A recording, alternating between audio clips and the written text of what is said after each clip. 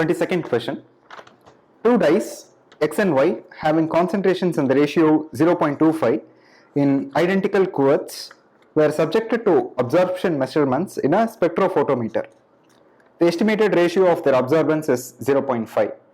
The ratio of their molar extinction coefficient is.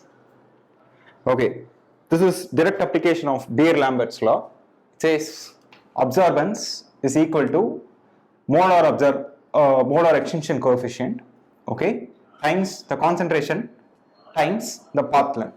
Okay, so we have two different dyes here, X and Y here.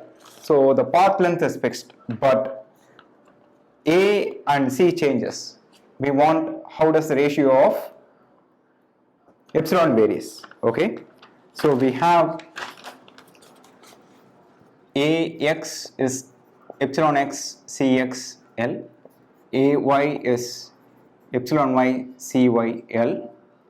So epsilon X over epsilon Y is AX by AY times CY by CX. So this is 0.5 times 1 by 0.25. Okay, this is 2. So the answer here is 2.